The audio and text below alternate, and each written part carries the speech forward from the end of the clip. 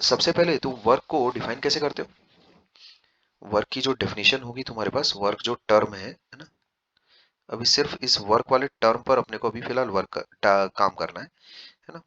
तो उसमें जैसे अगर मेरे पास मान लेते हैं एक point of application of force है पी, और उस पर अगर मान लेते हैं एक, लेट्स से अगर फोर्स अगर लगती है, let's say eight an angle theta, और मान लेते हैं पी से वो चीज हो जाती है पी डैश हो जाती है, ऐसा पी डैश होगी, उसकी नई पोजीशन पी डैश है। तो तुम उसमें डिस्प्लेसमेंट देखोगे, ठीक है क्या? पी का अगर पी डैश अगर हो गया तो डिस्प्लेसमेंट इज दिस, ऐसा point of application of force का डिस्प्लेसमेंट, ठीक है। तो फिर हम लोग एफ डॉट एस एक्चुअल में उठा लेंगे, समझे क्या? ऐसा इस चीज को मैं एक्चुअल में वर्क कहूंगा, बस सिंपल सी बात है, ठीक है। अगर मेरा फोर्स लगने की वजह से अगर कुछ एक डिस्प्लेसमेंट अगर क्रिएट हो रहा है, देन एफ डॉट एस, ये जो डॉट प्रोडक्ट है ये मेरे पास वर्क कहलाएगा, बस और कोई बात नहीं है। अगर मान लेते हैं एक से ज्यादा फोर्सेस अगर लग रही है, जिससे एक पॉइंट मान लेते हैं इनिशियल पोजीशन वेक्टर R1 से, है ना, लेट्स से एक से ज्यादा फोर्सेस लग रही हैं, ठीक है, F1, F2, ठीक, F3 and so on so fourth, है ना, Fn। एक से ज्यादा फोर्सेस अगर मान लेते हैं किसी एक पॉइंट पर अगर लग रही है ना, तब उसका let's say initial position vector मान लेते हैं तुम्हारे पास R1 है, फिर बाद में उसका पोजीशन वेक्टर लेट्स से हो जाता है तुम्हारे पास R2, ठीक है क्या? ये ऐसा उसका बाद में पोजीशन वेक्टर इस तरह से चेंज हो गया अगर, है ना, ऐसा कुछ, तब तुम क्या करोगे? तब उस वक्त हर इंडिविजुअल फोर्स का जो वर्क रहेगा उसको एड अप किया जा सकता है, this is a scalar quantity, ठीक है क्या? This is a scalar quantity,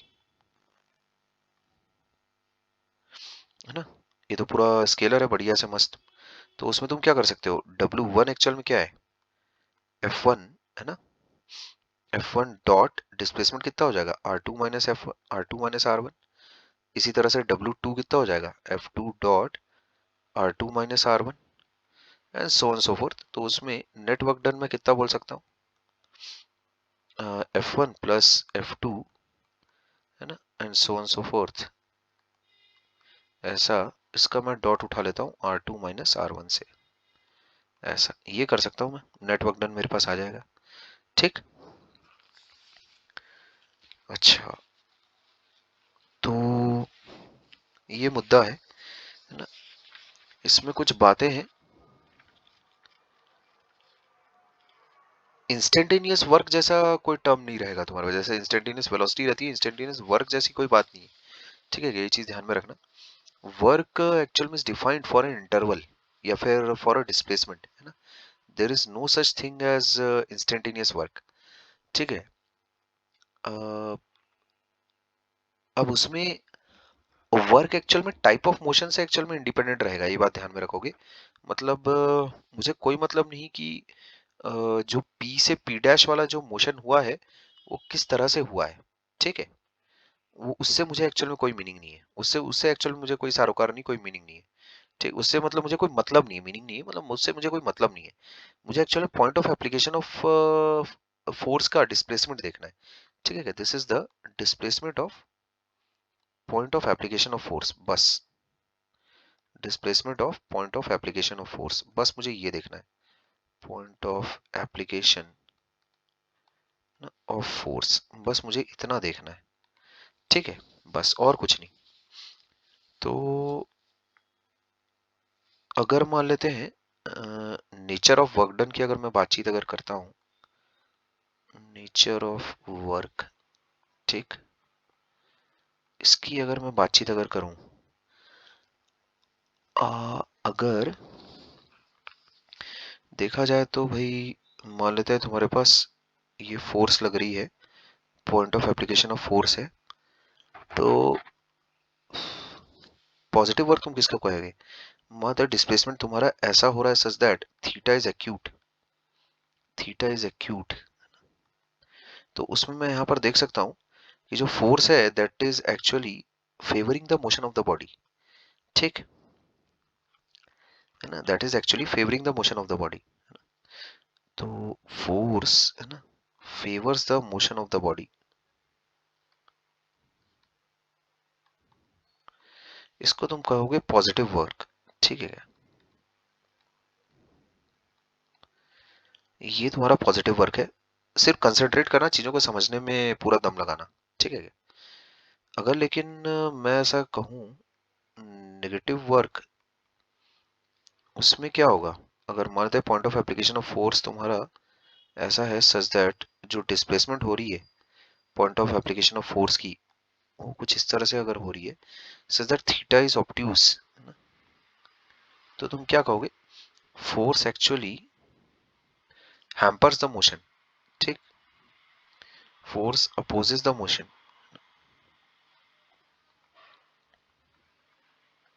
ठीक। तुम ऐसा सोच सकते हो कि ये जो फोर्स है ये किस तरह से ऐसे कैसे होगा कि फोर्स की डायरेक्शन ऐसी और डिस्प्लेसमेंट ऐसा है, तो हो सकता है एक से ज्यादा फोर्सेस लग रही हो, ठीक है। अलग अलग फोर्सेस का अपने को अलग अलग वर्क एक्चुअल में कैलकुलेट करना आना चाहिए, ठीक। जैसे अगर मान लेते हैं लेट्स से, अगर तुम किसी रफ सरफेस पर अगर एक बॉडी को पुश कर रहे हो तो उसमें एक्सटर्नल फोर्स का जो वर्क होगा, है ना। जैसे मान लेते हैं, अगर मैं मान लेते हैं इस बॉडी को अगर मान लेते हैं पुश कर रहा हूँ लेट्स से, ये मैंने फोर्स लगाई है ऐसी, ठीक है क्या? तो इसकी वजह से बॉडी मान लेते हैं आगे मूव करती है, लेट्स से ये उसका डिस्प्लेसमेंट है बॉडी का, ठीक है क्या? पॉइंट मास ही है। अब पॉइंट मास को एक्चुअली अभी हम लोग पूरा पॉइंट मास ही डील करेंगे, क्योंकि जो अपनी धज्जियां उड़ी अभी रिजिड बॉडी के साथ, उसमें मुझे थोड़ा वर्कआउट एक्चुअल में करना पड़ेगा। मान लेते हैं ये डिस्प्लेसमेंट हो रहा है बॉडी का, ठीक है। Let's say this is the displacement of the body ऐसा। तो पीछे की तरफ फ्रिक्शन लग रहा था ऐसा, ठीक है। काइनेटिक फ्रिक्शन लग रहा था पीछे की तरफ, ये काइनेटिक फ्रिक्शन लग रहा था रेड से, इसीलिए बताया कि वो एक्चुअल में अपोज कर रहा है ना बॉडी का मोशन। तो यहाँ पर नेट वर्क डन तुम कैसे लिखोगे? नेट वर्क डन तुम कैसे लिखोगे? एफ ई एक्स टी, है ना, एस माइनस एफ के एस, ऐसा। समझ गए? नेट वर्क डन इस तरह से लिखा जाएगा, ठीक। ये कुछ ऐसा है जैसे मान लेते हैं बॉडी के अकाउंट में हम लोगों ने इतना पैसा जमा किया, एफ एक्सटर्नल ने इतना पैसा जमा किया और एफ के ने इतना पैसा निकाल लिया, ऐसा। नेटवर्क डन लिखने के लिए इस तरह से अपना माइंडसेट बनाना शुरू करो, ठीक है। जीरो वर्क ऑब्वियसली जब तुम्हारे पास क्या हो रहा हो, थीटा है तो जीरो हो जाए, सॉरी 90 डिग्री हो जाए थीटा, सॉरी, या तो फिर डिस्प्लेसमेंट जीरो हो जाए, तुम्हारा डिस्प्लेसमेंट ही नहीं हुआ मान लेते हैं, है कि नहीं। और कब हो सकता है? या तो फिर फोर्स जीरो हो जाए, ठीक है, तब तुम्हारे पास जीरो वर्क रहेगा, है ना। जैसे अगर कोई बॉडी है, डिस्प्लेसमेंट अगर तुम्हारे पास जीरो है, तब तुम क्या कह सकते हो? डिस्प्लेसमेंट जीरो है, जैसे अगर कोई दीवार को धक्का दे रहा है तब, ठीक है, तब डिस्प्लेसमेंट जीरो होगा। अ, या फिर अ, जैसे अगर कोई मानते कूली है जो कि किसी बैग को उठा रहा है, तो उठाने के दौरान एक्चुअल में वर्क करेगा, ठीक। अब अगेन वो जो बैग है वो फिर अगेन एक रिजिड बॉडी हो गई, ठीक। तो तुम ऐसा मानकर चलो कि बैग को जब तक, जैसे अगर पॉइंट मास को अगर मैं उठाकर अगर कर रहा हूँ, if I am lifting up, तो during the process of lifting up I am working, but उसमें उसको उठाए मेंटेन करके उसको उठाकर रखने में कोई वर्क नहीं हो रहा है, ठीक है, ये ध्यान में रखना। और अगर तुम्हारे पास कोई फोर्स अगर एक्ट ही नहीं कर रही है अगर बॉडी पर, फोर्स ही अगर जीरो है, ठीक है, जैसे फ्री स्पेस में कोई बॉडी रखी हुई है, फोर्स ही अगर जीरो हो गई है, उस बॉडी पर मतलब कुछ लग ही नहीं रहा है, कोई फोर्स ही नहीं लग रही है, तब फिर क्या मतलब? फोर्स ही अगर जीरो है तब तो फिर क्या तुम कहोगे, है ना, तब तो फिर जीरो वर्क डन ही रहेगा, ठीक है। तो इन कंडीशंस में एक्चुअल में जीरो वर्क डन होगा किसी फोर्स का, ठीक है।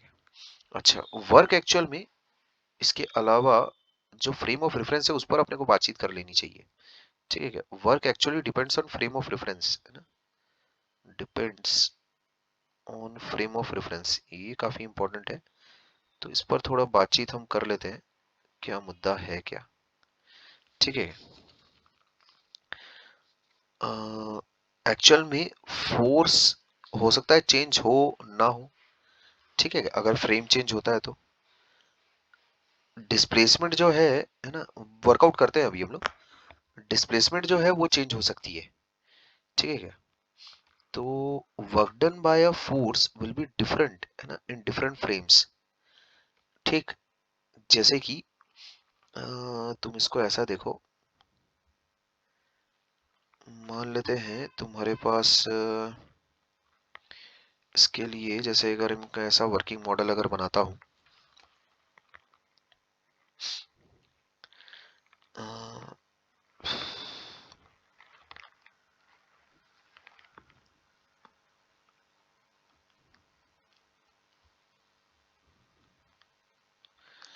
जैसे सिंपली अगर मैं ओरिजिन अगर चेंज कर दूं ना, मानते हैं जैसे एक ब्लॉक है, ये ऐसा ब्लॉक ऐसा रखा हुआ है, तुम खुद सोचो,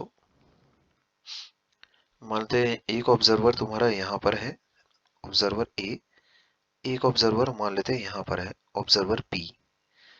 तो लेट्स से ओरिजिन मेरा कहीं पर है, समझे क्या, दोनों पॉइंट मासेस है, मानते हैं इसको मैं x1 बोल देता हूँ, इसको ये इसका जो कोऑर्डिनेट है दिस इज xa, इसका जो कोऑर्डिनेट है this is that is xb। मान लेते हैं एक ब्लॉक है तुम्हारा, है ना, ब्लॉक सी, वो मानते हैं एक्सी से शुरू कर रहा है और उस पर एक फोर्स लग रही है कैपिटल एफ। तो यहाँ मैं ये बोलना चाहता हूँ डिस्प्लेसमेंट अलग हो सकता है, समझे क्या, इनफैक्ट अलग होगा ही होगा। देखो यहाँ अगर दो अलग अलग ऑब्जर्वर हैं तुम्हारे अलग अलग पोजीशन पर, तो मान लेते हैं वो जो ब्लॉक सी है मेरा, वो लेट से एक्सी से शुरू करके एक्स डी तक पहुंच गया, बिंदास ऐसा, ठीक है क्या। ये जो ब्लॉक सी है उस पर अभी भी कांस्टेंट फोर्स कैसा लगी रही है लगातार, और उसकी जो फाइनल पोजीशन है let's say that comes out to be X D, ऐसा, ठीक है क्या। तो ये सारे पोजीशंस हैं एक्चुअल में। तो उसमें ऑब्जर्वर ए, है ना, क्या ऑब्जर्व करेगा विथ रिस्पेक्ट टू ए, जो डिस्प्लेसमेंट हुआ ब्लॉक का। अच्छा, इसको तुम ऐसा देखो,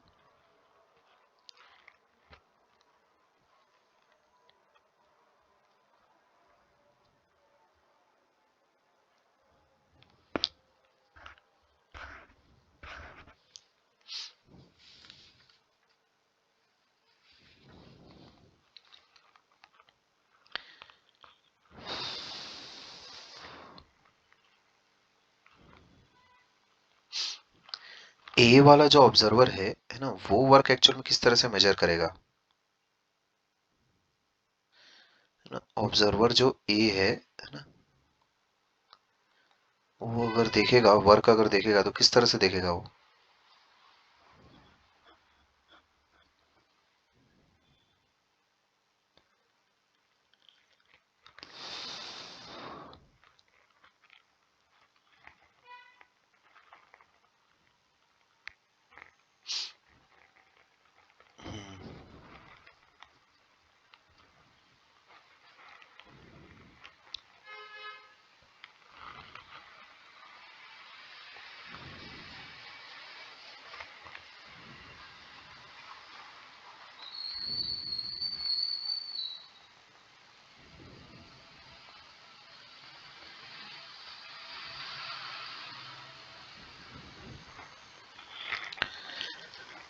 अगर ए वाला ऑब्जर्वर अगर देख रहा है, ठीक, तो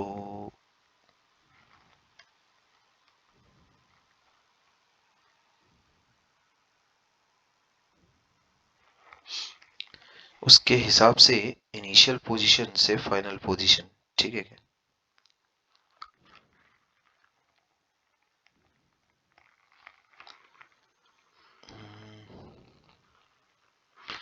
ऐसे तो लेकिन फर्क नहीं पड़ना चाहिए, अगर एक ही फ्रेम में अगर मैं दोनों को अगर रखता हूँ।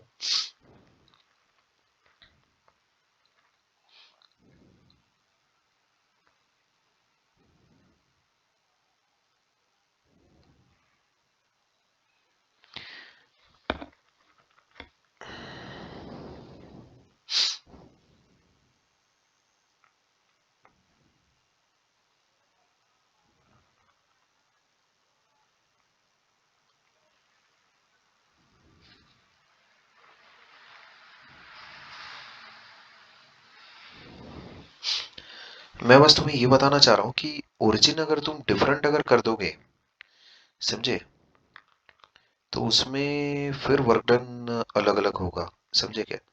जैसे उसमें तुम उसको ऐसा देखो, अगर मान लेते हैं किसी ने ओरिजिन अगर चेंज कर दिया, ठीक, तो बेसिकली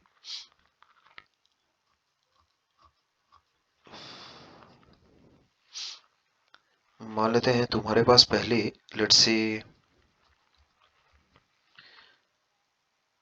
ये तुम्हारे पास पहले है ना, ये कोऑर्डिनेट्स हैं, ठीक है, R1 ऐसा, ठीक है क्या। जो चॉइस ऑफ ओरिजिन है वो अगर चेंज हो जाए तो उसमें तुम्हारा जो W है वो चेंज हो जाता है, ठीक है क्या? ये सब बंडलगिरी हटाओ, ये सब है, ये सब ड्रामेबाजी हटाओ।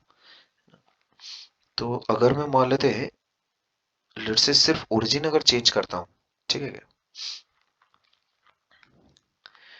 लेट्स से इनिशियली एक पार्टिकल है ना, उसका पोजीशन वेक्टर मान लेते हैं R1 है, बाद में वो चेंज होकर लेट्स से R2 में कन्वर्ट हो गया ऐसा, ठीक है, ऐसा ये उसका इनिशियल पोजीशन थी, ये उसकी फाइनल पोजीशन है, ये बात, ठीक। तो वर्क डन हम लोग जानते हैं बहुत अच्छे से, किस तरह से कैलकुलेट करेंगे। कांस्टेंट फोर्स लग रही है F dot R2 minus R1, ये ऐसा कर लेंगे अपन W। मान लेते हैं अभी ओरिजिन चेंज हो गया, तो let's say initially this was the origin, और बाद में ओरिजिन मान लेते हैं कुछ मैंने यहाँ पर रख लिया, ठीक है क्या, ऐसा कुछ। तब क्या वर्क डन समान रहेगा या फिर अलग अलग हो जाएगा, ये तुम बहुत ही आसानी से देख सकते हो। डायग्राम थोड़ा अच्छे से अगर मैं निकालूं, ये ओ डैश है मान लेते हैं, ये R1 डैश हो जाता है और ये R2 डैश हो जाता है ऐसा, ठीक है क्या। थोड़ा डायग्रामेटिकली अगर थोड़ा ठीक से अगर चीजों को अगर रखा जाए तो मैं कुछ ऐसे रख सकता हूँ, एक मिनट।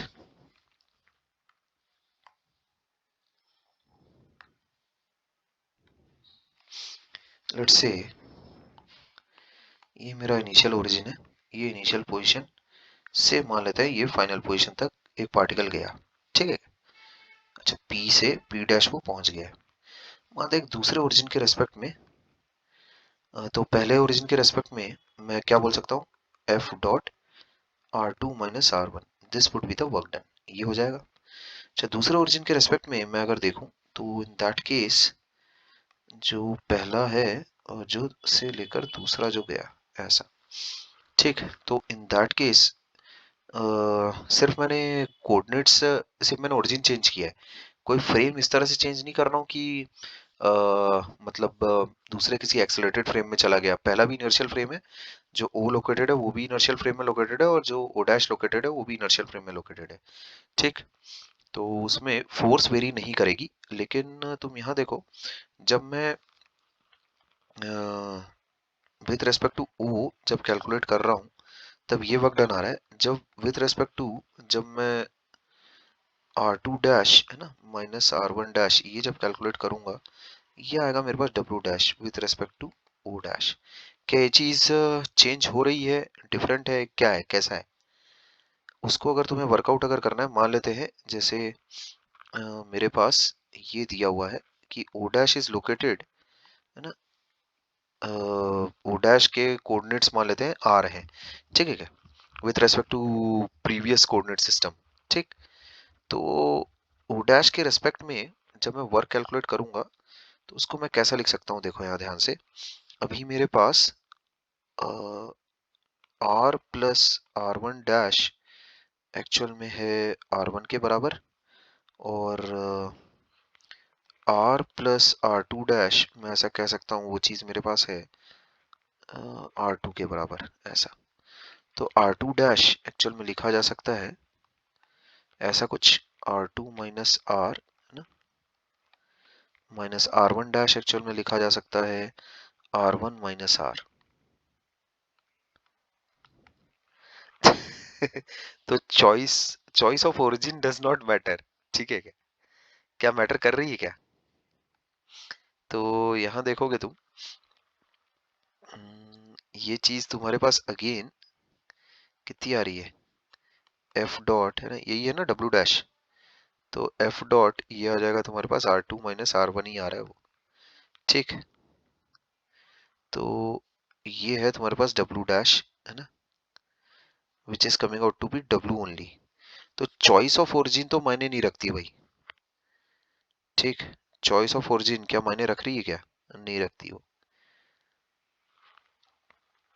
है ना, उसमें choice of origin does not matter, ठीक है, while calculation of work done,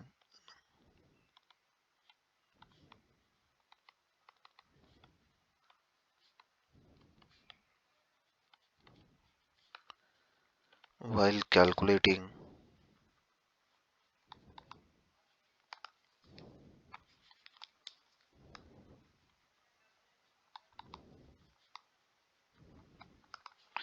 ठीक, while calculating work। अच्छा, पर अगर मान लेते हैं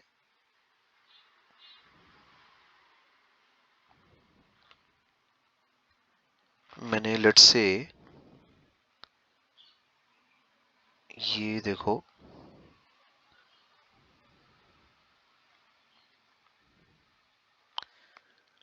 अगर मान लेते हैं मैं ऐसा कुछ करता हूँ, लेट्स से एक ऑब्जर्वर ऐसा है, ठीक है, A who is standing on the ground, एक दूसरा ऑब्जर्वर है, मान लेते हैं ऑब्जर्वर पी, ठीक, जो कि लेट्स से कांस्टेंट स्पीड से ट्रैवल कर रहा है, और ये दोनों के दोनों एक ब्लॉक को देख रहे हैं जिस पर की फोर्स एफ लग रही है, ठीक। ए के रेस्पेक्ट में और बी के रेस्पेक्ट में वर्क डन अगर मुझे कैलकुलेट अगर करना है, तो दोनों के दोनों को जो वर्क दिखाई देगा वो कैसा दिखाई देगा?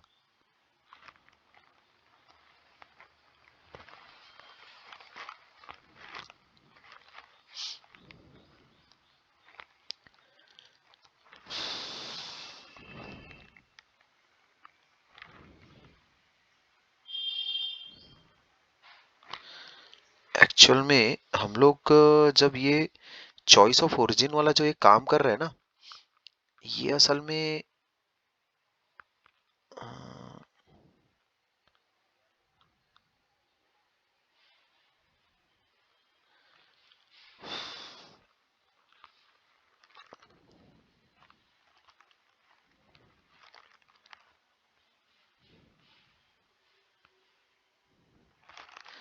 जैसे अभी जैसे ये वाला केस है तुम्हारे पास, ठीक, तो इसमें मान लेते हैं एक पार्टिकल है जो यहां से यहां मूव कर गया है, ठीक है क्या, ऐसा, और ये वाली दूरी मान लेते हैं ऐसे, ठीक। अभी जो ए वाला बंदा है वो किस तरह से देखेगा? डिस्प्लेसमेंट जब वो ऑब्जर्व करेगा वो एस करेगा, जो डिस्प्लेसमेंट एक्चुअल में बी वाला बंदा ऑब्जर्व करेगा वो कुछ अलग करेगा, समझे? मेरा उसमें ये बोलना है कि अगर मान लेते बी वाला जो पर्सन है वो अगर रुका हुआ भी रहता तो भी वो डिस्प्लेसमेंट तो ऐसे ही ऑब्जर्व करता ना, डिस्प्लेसमेंट तो वो भी ऐसे ही ऑब्जर्व करता, भले वो कोऑर्डिनेट्स अपन ने चेंज कर दिए हो तो। पर अगर मान लेते अपन एक को अगर मूविंग रख दे, ठीक, तो ये बात देख रहे हो क्या तुम? फिर वो डिस्प्लेसमेंट क्या ऐसा ऑब्जर्व करेगा क्या? वो डिस्प्लेसमेंट फिर कुछ डिफरेंट ऑब्जर्व करेगा, कितना? आफ्टर टाइम टी मान लेते हैं ये चीज हुई है, ठीक, इनिशियल मोमेंट पर इसकी ये स्पीड कैसा कांस्टेंट बनी हुई है, आफ्टर टाइम टी मान लेते हैं जो ब्लॉक है वो इतना डिस्प्लेसमेंट उसका हुआ है ब्लॉक का, ठीक है क्या, आफ्टर टाइम टी, है ना, ब्लॉक का डिस्प्लेसमेंट इतना हुआ है, तो इस टाइम टी में जो ऑब्जर्वर बी है वो भी तो आगे आ गया होगा, ठीक, तो वो अगर हाँ, अगर अगर वो भी आगे आ भी गया है तो भी ब्लॉक का डिस्प्लेसमेंट तो सेम ही रहेगा ना। दो ब्लॉक के बीच में डिस्प्लेसमेंट तो चेंज नहीं हो जाएगा अगर बी उसके पास आ रहा है तो। वही मेरा भी पॉइंट है, और वही चीज एक्चुअली में ऊपर भी हम लोग कर रहे हैं, समझे क्या, वही एक्चुअली में ऊपर भी हम लोग कर रहे हैं। ओरिजिन से एक्चुअल में हमें कोई फर्क नहीं पड़ता, चाहे भले वो एक ऑब्जर्वर मूव कर रहा हो या ना कर रहा हो, वो जो एस वाली चीज है, वो जो दो पॉइंट्स के बीच की दूरी है वो तो चेंज होने से रही, ठीक है, वो थोड़ी चेंज होगी यार। इसके लिए एक मैं तुम्हें दूसरा वर्कआउट एक्चुअल में, क्योंकि उसमें देखो मान लेते जैसे अगर वो बी अगर आगे आ भी गया तो वो सही बोल रहा है उसके रेस्पेक्ट में, है ना, जैसे अगर लेट से ये अगर उसका अगर मैं कुछ कोऑर्डिनेट अगर मानता हूँ x1, ठीक है क्या, बी के रेस्पेक्ट में आफ्टर टाइम t क्या होगा? मान लेते हैं वो आगे आ गया, लेट से vt आगे आ गया, तो बाद में थोड़ी देर के बाद लेट्स से जो इसका कोऑर्डिनेट है वो मानते हैं उसने x2 मेजर किया, ठीक है। तो जब वो x2 माइनस x1 जब वो निकालेगा, अ,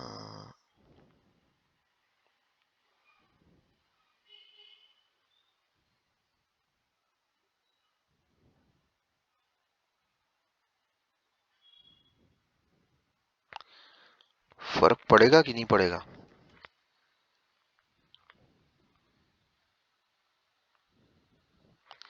देखो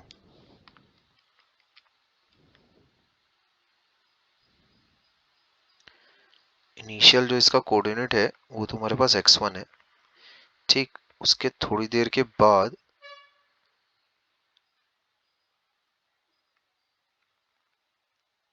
जब वो कोऑर्डिनेट मेजर करेगा ना, ये वाली दूरी तुम्हारे पास vt है,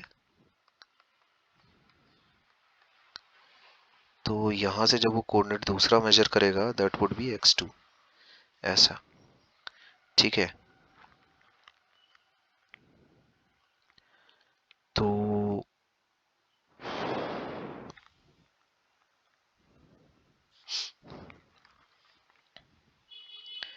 यहाँ पर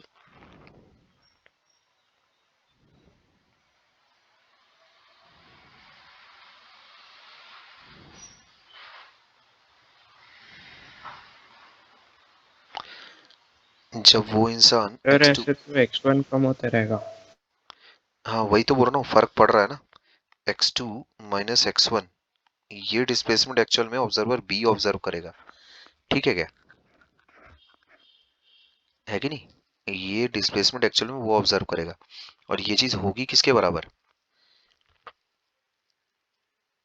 x2 और x1 दोनों के बीच में नाता रिश्ता क्या है, x2 x1 s और vt, इसके बीच में नाता रिश्ता क्या है, अगर तुम देखो vt है ना,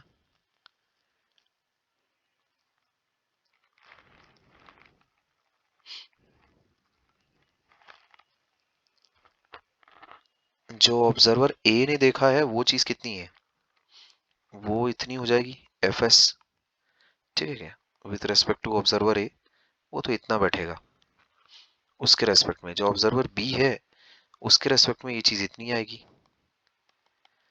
है ना, F X two minus X one. तो अभी अगर तुम देखो सर ये, ये वाली दूरी vt है तुम्हारे पास, ठीक है, और फिर ये वाली सर दूरी x2, हाँ बोलना। ब्लॉक में जब फोर्स लग रहा है तो x2 भी बढ़ते रहना चाहिए ना फिर। x2 बढ़ते रहना चाहिए मतलब? मतलब एक आपने जो लास्ट वाला ब्लॉक बनाया वो रेस्ट पे है क्या? नहीं रेस्ट पर नहीं है, दो पर्टिकुलर इंस्टेंट्स पर एक्चुअल में बातचीत की जा रही है, ठीक। मैंने बोला ना कि टी टाइम के बाद एक्चुअल में जो ब्लॉक है उसकी पोजीशन मेरे पास है, ठीक। इसके बाद क्या होगा वो कोई नहीं देख रहा, दो पर्टिकुलर इंस्टेंट के बीच में एक इंटरवल में कह सकता हूँ ना, इस इंटरवल में वर्क जो बी ऑब्जर्व करेगा वो कितना होगा वो अपन निकाल रहे हैं।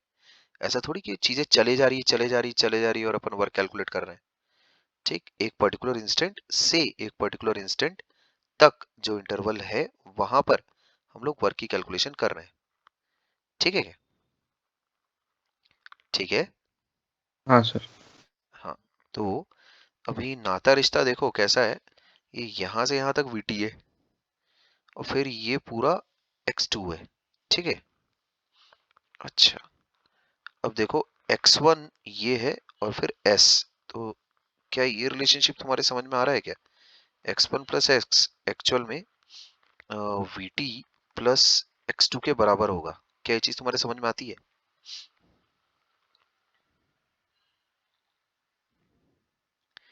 क्या ये चीज तुम्हारे समझ में आती है, हाँ सर। ठीक है। तो इससे तुम देख सकते हो x2 minus x1 is nothing but s minus vt।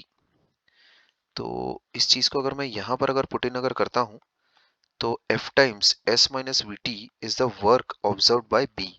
तो यहाँ मैं ऐसा देख सकता हूँ कि WA is not equal to WB, ठीक है क्या। both the observers both the observers notice different work,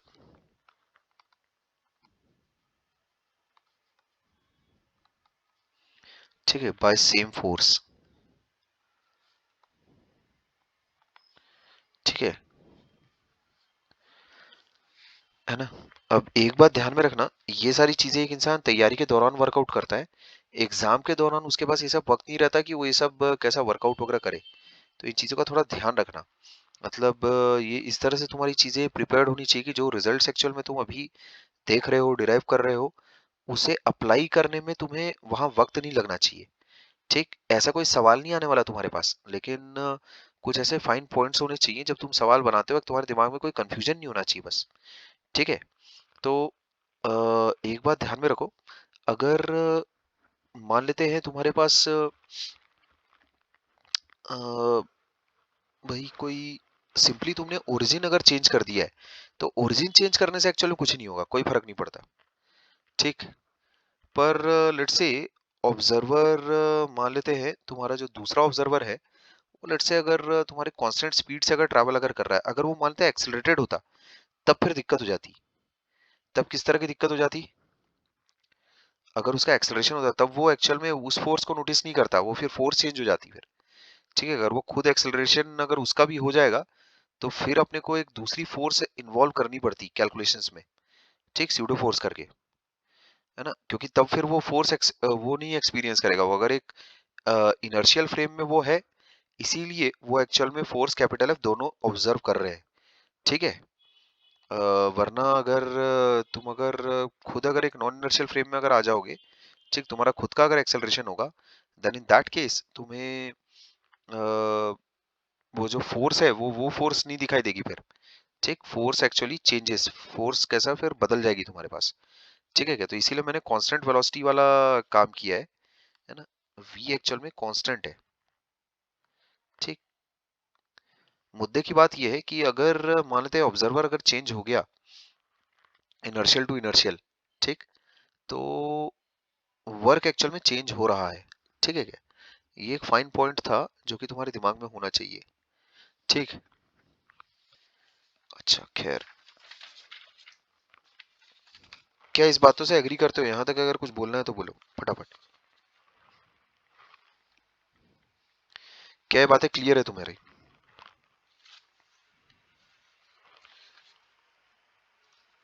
कोई दिक्कत है तो बताओ।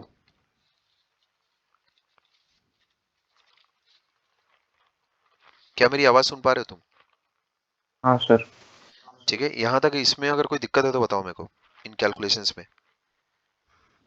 नहीं सर। ठीक है। तो अगेन ये कैलकुलेशंस भी तुम्हें किसी किताब में नहीं मिलेंगी। ठीक है क्या? इसमें दो कंक्लूजन्स है तुम्हारे पास। एक तो अगर मान लेते हैं ऑब्जर्वर अगर डिफरेंट रहा इनर्शियल टू इनर्शियल, ठीक, तो उसमें अगर सिंपली अगर मान लेते हैं कोऑर्डिनेट्स अगर चेंज हो रहे हैं ऑब्जर्वर के, तो उसमें कोई फर्क नहीं पड़ता, वो तो सिर्फ सिंपली चेंज ऑफ ओरिजिन हो रहा है। पर अगर मान लेते हैं दूसरा ऑब्जर्वर अगर इस तरह से अगर उसकी मूवमेंट चालू है कि वो कांस्टेंट स्पीड से अगर चल रहा है, ठीक, देन इन दैट केस वो डिफरेंट वर्क एक्चुअल में ऑब्जर्व करेगा। ठीक है। इसमें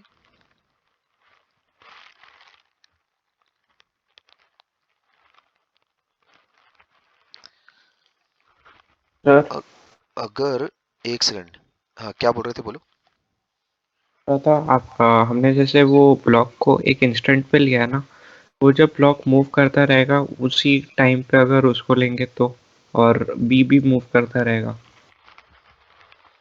मैं समझा नहीं। केस ले सकते हैं क्या?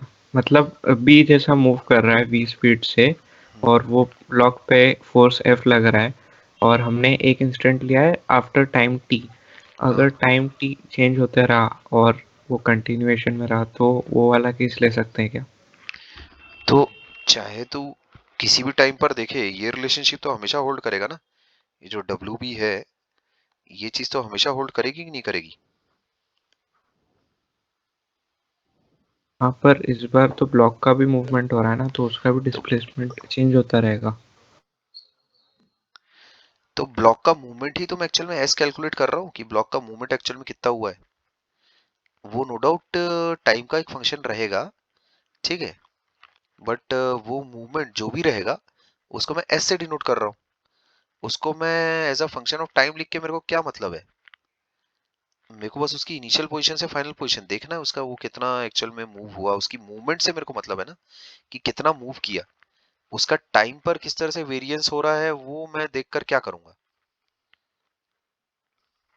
वो चेंज होता रहेगा टाइम के साथ, वो चीज चेंज होती रहेगी। ठीक बोल रहा है तू, पर जो वैल्यू आएगी एस की, उससे मेरे को मतलब है ना। वो एस कितना हो जाएगा, half A T sir. Square. A कितना है तेरा, हाँ एफ अपॉन एम। अगर ब्लॉक का मास अगर मान लेते हैं ब्लॉक का लेट्स से मास अगर स्मॉल एम है, तो F upon M will be the acceleration. तो एस किस तरह से वेरी कर रहा है टाइम के साथ, हाफ ए टी स्क्वायर। तो ये करके तेरे को क्या मिलेगा, मेरे को बस उसकी वैल्यू से मतलब है कि कितना चेंज हुआ यहाँ पर। लेकिन अगर तुम देखो तुम्हारा अगर अगर ऑब्जर्वर ए अगर देख रहा है चीजों को, ठीक है, नहीं ऑब्जर्वर ए तो इतना ही देखेगा, इस बात से एग्री करते हो कि नहीं करते हो?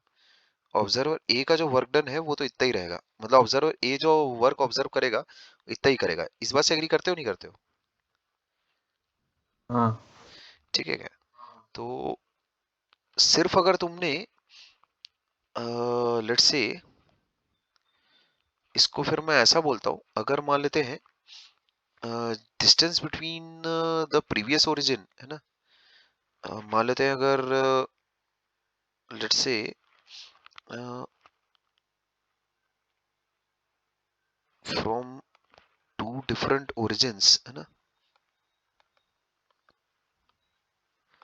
From two different point of references, अगर मैं वर्क की कैलकुलेशन अगर कर रहा हूँ, ठीक है क्या, ओरिजिन बोल देते हैं इसको, तो work remain same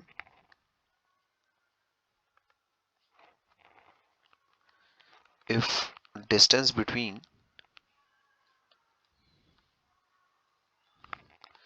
the origin remains the same.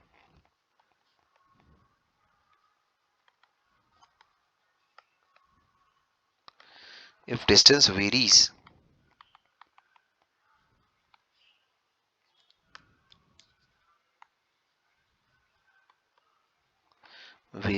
at a constant rate,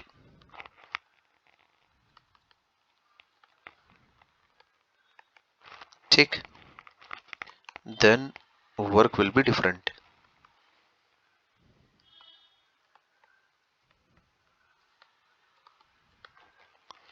ठीक है, work observed will be different, ये ध्यान में रखना अपने को। ठीक है, work observed will be different है ना। अच्छा, ठीक है, इन बातों से क्या तुम एग्री करते हो या कुछ और बोलना है तो बताओ।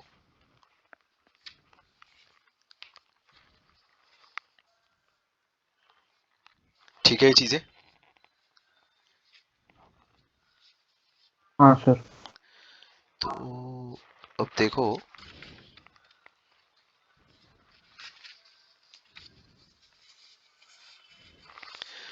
अगर मान लेते हैं तुम्हारे पास कुछ सवाल अगर आ रहे हैं, ठीक है क्या, लेट्स से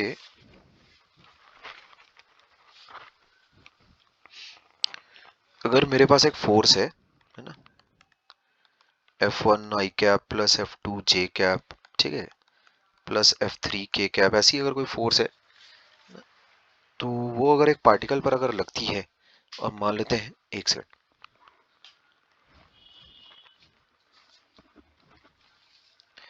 वो अगर एक पार्टिकल पर अगर लगती है और let's say this force displaces है ना, displaces the particle from R1 to R2, समझ गए?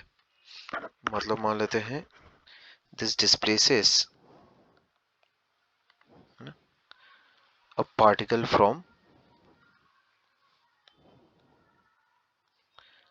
R1,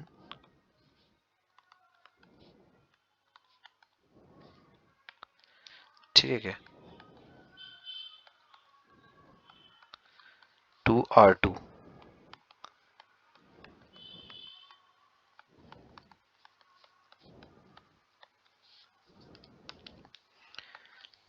वर्क डन कितना हो जाएगा तुम्हारे पास, कैलकुलेट वर्क ऐसा तुम्हें निकालना है।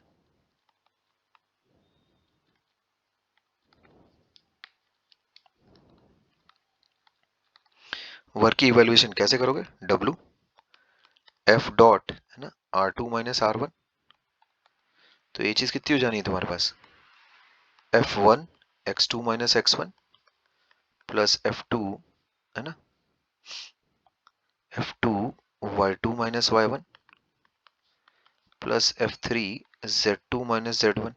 बस simple, this is a number, ये बात ध्यान में रखना, ये क्या रहेगा, एक रियल नंबर रहेगा, इस चीज का ध्यान रखोगे। This is a real number, हो सकता है पॉजिटिव हो सकता है नेगेटिव हो, ठीक है बात। अच्छा, तो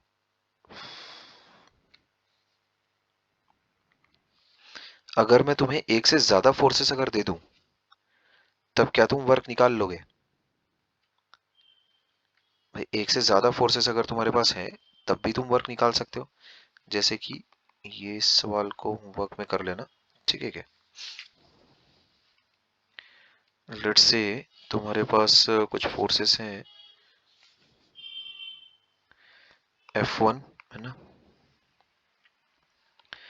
2i cap minus 3j cap plus 2k cap, F2 i cap plus j cap minus k cap, and F3 that is 3i cap plus 2j cap, 3i cap plus j cap minus 2k cap, ठीक। displace a particle from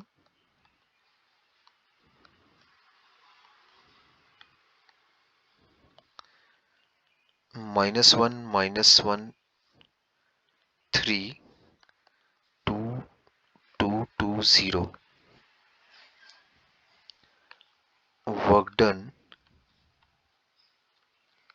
by the forces, ये तुम्हें निकालना है, समझ गए क्या। तो individual work निकालने से अच्छा तुम क्या कर सकते हो, तुम ये कर सकते हो कि नेट फोर्स निकालो और नेट फोर्स का वर्क डन निकाल दो, है ना R2 - R1 करके ऐसा सर कैलकुलेट। हाँ बोलो। ऊपर वाले क्वेश्चन में जैसे किया था उसमें F1 F2 और F3 की वैल्यू डाल देते, उससे भी तो आ जाएगा ना। उसमें तो एक ही फोर्स है, यहाँ पर तीन अलग अलग फोर्सेस हैं, वो तीन अलग अलग फोर्सेस थोड़ी है F1 F2 और F3, वो तो एक ही फोर्स के कंपोनेंट्स हैं। क्या बोल अच्छा। रहा हूँ, मेरी बात समझ रहा है ना, हाँ हाँ ठीक ठीक है। है। तो यहाँ पर इसमें कैलकुलेट F नेट फर्स्ट है ना, calculate F net and then F net dot S, ऐसा, दिस विल बी W, ठीक। तो इसका आंसर लिख लोगे तुम, इसका आंसर आता है, इसको कैलकुलेट कर लेना।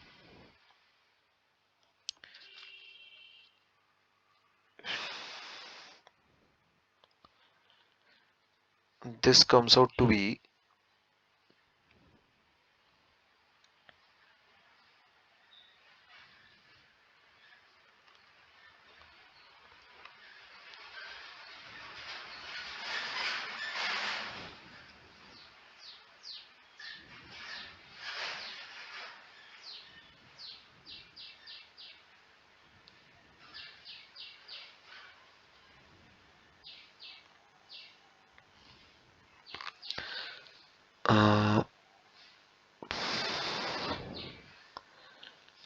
छः में तीन है ना, कितना आ जाएगा ये, 5 जूल्स आ जाएगा तुम्हारे पास, ठीक है, 5 जूल रहेगा ये, ठीक है।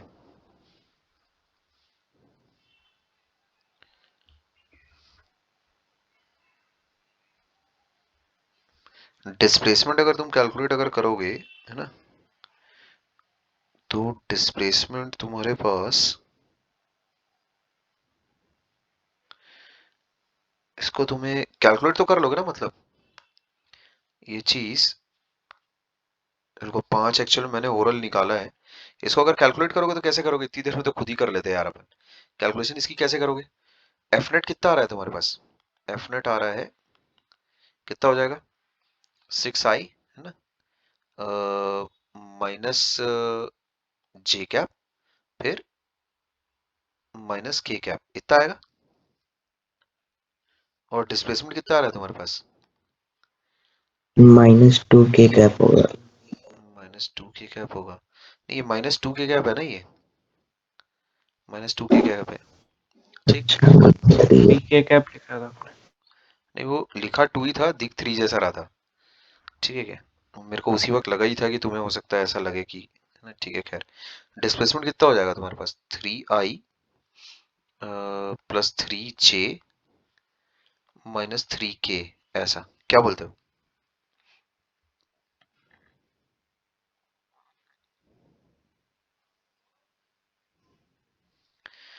इसमें थोड़ा तुम इसके और मजे में ले सकता हूं। अगर मान लेते हैं मैंने कुछ ऐसा किया, इसको थोड़ा सा चेंज करते हैं। ये तो फिर हो ही जाएगा, इस सवाल में तो ऐसा कुछ है नहीं। ठीक है, ये तो हो जाएगा। इस सवाल को थोड़ा सा तुम चेंज करो, ऐसा करो इसको कि इनिशियल पोजीशन पार्टिकल की ये थी, देन उसके बाद ये पोजीशन हुई। ठीक है क्या? देन उसके बाद ये पोजीशन हुई। मान लेते हैं मैंने उठाया उसको, ये बीच वाली जो पोजीशन है उसको कुछ अलग कर देते हैं। माइनस, उसको ऐसा कर लो 1 -1, है ना, 2। एंड देन उसके बाद कर दो -1 -1 3, ऐसा। Then calculate the work done by the forces. तब तुम क्या करोगे? अगर मान लेते हैं इनिशियल पोजीशन है, लेट से R1, उसके बाद पॉइंट P की जो लोकेशन हुई वो ही R2। ठीक है, उसके बाद जो पॉइंट P की लोकेशन आई वो ही R3, ऐसा। तब अभी कैसे calculate? Net work done bye all the forces, constant forces कैसा अप्लाइड है उस पर। तो एक्चुअली डिस्प्लेसमेंट कैसे कैलकुलेट करोगे तुम? इससे ही करना है ना अपने को तो। क्या बोल रहा हूँ, क्लियर है? Displacement will be what? R3 -R1, ये डिस्प्लेसमेंट हो जाएगा मेरे पास। ठीक है, क्या मेरी बातें समझ में आ रही है? हाँ सर। ठीक है, तो उसमें displacement will be how much? 0, 0 I cap, और फिर -1 अगेन 0, -1 -1 3। इसको तुम ऐसा करो, इसको थोड़ा चेंज कर लेते हैं।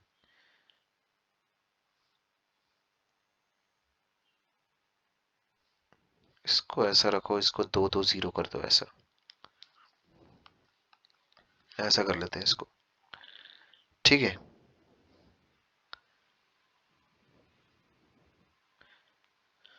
तो कितना आ जाएगा अभी?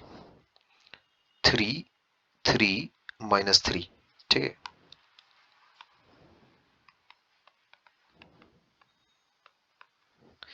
तो फोर्स तो है ही अपने पास, है ना। फोर्स कितनी है तुम्हारे पास? नेट फोर्स है अपने पास 6। अरे नेट फोर्स यहाँ पर लिखी हुई थी, मैंने मिटा दिया क्या उसको? 6 -1 और -1,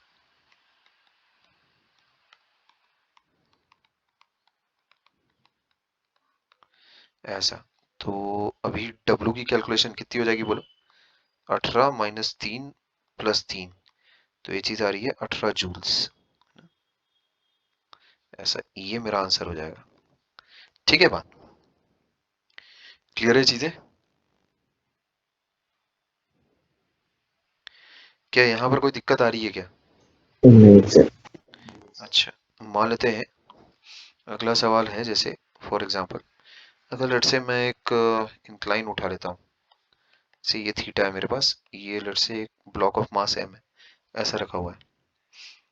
और लेट से इस ब्लॉक ऑफ मास m को नीचे रखा था, उसको मैं ऊपर ठेलते हुए लेकर गया हूँ, है ना, ऐसा, इस फोर्स के साथ। ठीक है, स्मूथ इंक्लाइन प्लेन है, दिस इज स्मूथ, है ना। उसको मैं सर ढकेलते हुए ऊपर लेकर गया हूँ।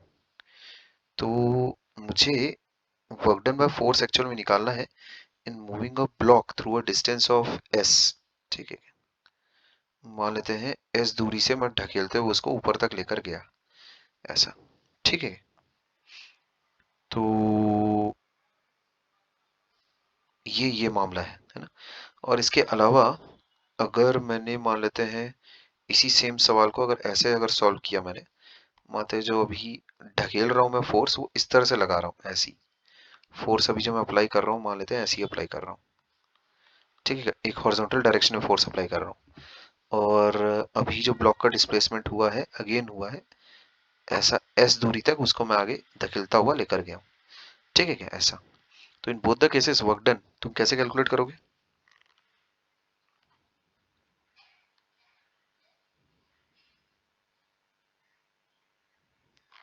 ब्लॉक इज मूविंग स्लोली, ये बात ध्यान में रखना, ठीक है क्या? और इस स्लोली एक्चुअल में ब्लॉक को मूव करवाता हुआ मैं लेकर गया हूँ, ठीक है। तो यहाँ देखो होगा क्या, जो केस 1 है उसमें क्या हो रहा है, अब एम वगैरह अगर देकर रखा है मुझे, the block is moving slowly, ठीक है, ब्लॉक इज मूविंग स्लोली, मतलब at no point it gains speed, समझ गए? तो दोनों केसेस में देखो एक्चुअल में किस तरह से मैं वर्कआउट करूंगा। जो मेरे पास एफबीडी अगर मैं देखूं उस ब्लॉक की, तो कुछ ऐसी होगी, एम जी साइन थीटा नीचे की तरफ खींच रहा होगा, ये नॉर्मल रिएक्शन होगा, और ये एम जी कॉस थीटा होगा, ठीक, ऊपर की तरफ मैं फोर्स अप्लाई कर रहा हूँ ऐसा, और स्लोली अप्लाई कर रहा हूँ, ठीक। तो इसका मतलब क्या है, F has to be at each and every instant equal to mg sin theta, ठीक है, तभी तो स्लोली मूवमेंट हो रहा है ब्लॉक का, है कि नहीं? तभी तो स्लोली मूवमेंट हो रहा है ब्लॉक का, ठीक है। तो ये mg sin थीटा ऊपर की तरफ फोर्स और उसी डायरेक्शन में डिस्प्लेसमेंट, यहाँ देखो, इसी डायरेक्शन में फोर्स, इसी डायरेक्शन में डिस्प्लेसमेंट, ठीक है क्या? तो वो चीज मेरे पास वर्क डन बाय फोर्स मेरे पास कितना आ जाएगा, mg sin theta times s, ये, ठीक है। This would be my answer for part 1, है ना।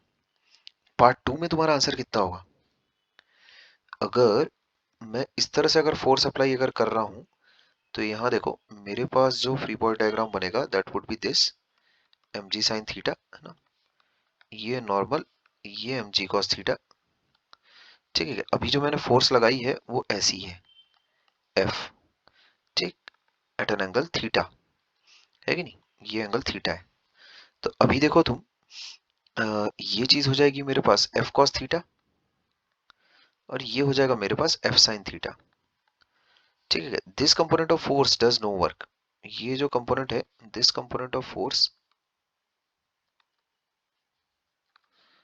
है ना, this component of force does no work, ठीक, ये बात पक्की है, क्लियर है चीज, ये बात पक्की है। अच्छा, तो अभी बोलो वर्क की, अभी कितना हो जाएगा, वर्क कितना हो जाएगा मेरे पास, F cos theta needs to be equal to, पहली बात तो ये समझ लो, F cos theta needs to be equal to M G sine theta, ठीक है क्या, for slow movement of block, है ना, ध्यान रखना इस बात का। सर दिस, लेकिन अगर अगर बिल्कुल ही इक्वल रहेगा तब तो हिलेगा ही नहीं ना। नहीं तो वही, वो मतलब इन्फिनेटली उससे स्मॉल, इन्फिनेटली थोड़ा सा उससे ज्यादा है, बस ऐसा, ठीक है, so that at no point net force उस पर कभी नहीं बननी चाहिए ब्लॉक पर। नेट फोर्स अगर बनी तो एक्सलेशन बनेगा, एक्सलेशन बनेगा तो वेलोसिटी बनेगी, तो ब्लॉक स्लो कैसे मूव कर रहा है फिर? तो ये चीज तुम्हारे सामने पहली बार आ रही है, अभी कम से कम 1000 बार और आएगी। अगर कभी अगर ब्लॉक अगर स्लो मूव कर रहा है ना, तो net force on the block is always zero, ये बात ध्यान में रखना, ठीक हाँ है, ठीक है। On the block is always zero.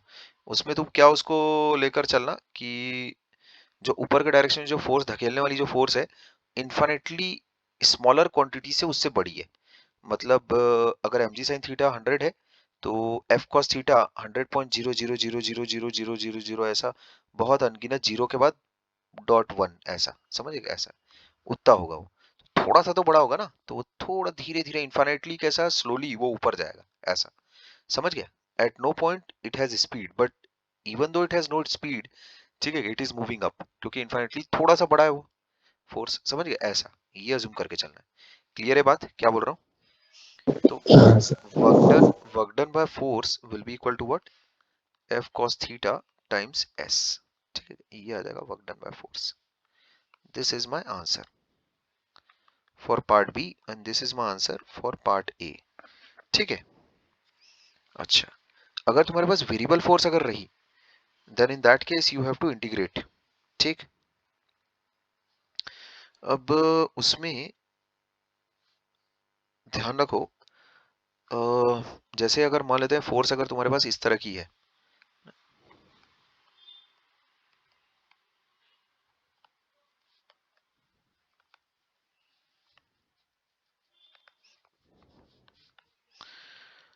जैसे लेट्स से फोर्स ऐसी है अपने पास, मतलब फोर्स का एक्स कंपोनेंट है ना, वाई कंपोनेंट है और एक जेड कंपोनेंट है। तो जो डिस्प्लेसमेंट है वो, उसको मैं ऐसा बोल सकता हूँ एफ डी एक्स है ना, डी एक्स आई कैप डी वाई जे कैप प्लस डी जेड के कैप, ऐसा बोला जा सकता है। तो जो वर्क डन है इन्फिनिटली स्मॉल, उसको मैं ऐसा बोल सकता हूँ, ऐसा बोला जा सकता है। ठीक। ठीक है, ऐसा बोला जा सकता है। तो जो W है वो चीज तुम फिर ऐसे कर लेना, मतलब जो x वेरी करेगा है ना, x1 से x2 F X D X plus y1 से y2 है ना, F Y D Y plus z1 से z2 F Z D Z, ऐसा उसको तुम इवेलुएट कर लेना। जैसे कि एग्जाम्पल के जरिए अगर मैं तुम्हें समझाऊं, ठीक है क्या, देखो ये कैसा रहेगा। फॉर एग्जाम्पल मान लेते हैं तुम्हारे पास इस तरह की कोई फोर्स है, let's say 6x I cap है ना प्लस 2y जे कैप, ऐसी कोई फोर्स है ना। ये एक वेरिएबल फोर्स है, जैसे कि तुम देख पा रहे हो, कोऑर्डिनेट्स के हिसाब से चेंज हो रही है ना, अलग अलग कोऑर्डिनेट्स पर देखो अलग अलग फोर्स की वैल्यूज आ रही है। ठीक है, this is a variable force. Sorry. तो अगर मान लेते हैं दिस डिस्प्लेसेस है ना अ बॉडी फ्रॉम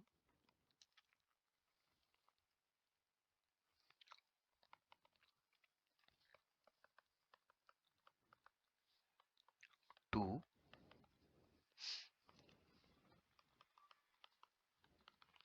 यहां से यहां अगर फोर्स जो है वो डिस्प्लेस कर रही है अगर बॉडी को, ठीक, then calculate work done.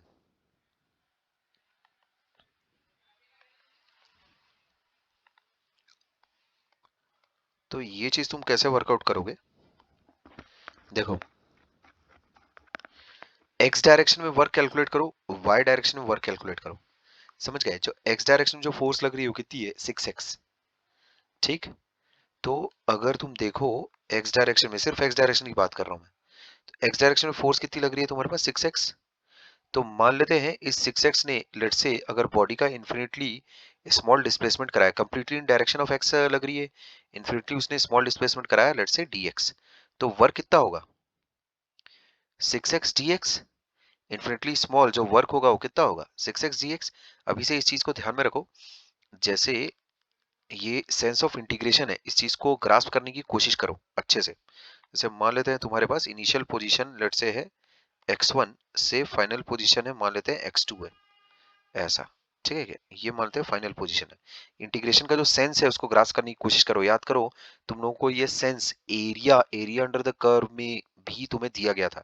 Area जब इंटीग्रेट करते हैं ना अपन, एरिया जब निकालते हैं तो इन्फिनिटली स्मॉल एरिया बनाते हैं, देन उसके बाद इनफाइनाइट समेशन लेते हैं। जो इंटीग्रेशन का जो सिंबल है that is nothing but infinite summation symbol. ठीक। तो ध्यान से सुनो, क्या कर रहे हैं हम लोग, इन्फिनिटली स्मॉल वर्क क्रिएट कर रहे हैं पहले। जैसे कि मान लेते हैं वो जो बॉडी है लेट्स से है ना x दूरी पर है मान लेते हैं ओरिजिन से, और मेरी फोर्स की वजह से उसमें dx का जो है वो डिस्प्लेसमेंट हो गया x की डायरेक्शन में, ऐसा। समझ गए। तो अभी मैं जो इन्फिनिटली स्मॉल वर्क लिखूंगा वो कैसे लिखूंगा 6x dx। अच्छा, अब ये जो मेरा इन्फिनिटली स्मॉल वर्क आया है इसको अब मेरे को इंटीग्रेट करना है। किस तरह से कि अगर बॉडी कहां से कहां मूव कर रही है, x1 से x2 अगर मूव कर रही है, x1 क्या है तुम्हारे पास देखो 3 से है ना, ये है 3 से 5, ऐसा। समझ गए क्या, तो x डायरेक्शन में इतना वर्क हुआ, y डायरेक्शन में कितना वर्क हुआ वो चीज कैसे इवेलुएट करोगे आप, तुरंत ऐसा लिखो 2y dy, है ना, कहाँ से कहाँ तक, 8 से -4, ऐसा। इसको इवेलुएट करोगे, जो भी आंसर आएगा वो तुम्हारा आंसर है। क्या मेरी बातें समझ में आ रही है तुम्हें? This is the network done. उसमें छोटा वर्क पहले लिखना, उस छोटे वर्क का फिर तुम इनफाइनाइट समेशन जब करोगे कि अगर बॉडी लेट से x1 से x2 जब मूव कर रही होगी तब उस पर कितना नेटवर्क डन होगा फोर्स का, वो इसको इस तरह से ऐसे इवेलुएट किया जाता है। क्या मेरी बातें समझ में आ रही है?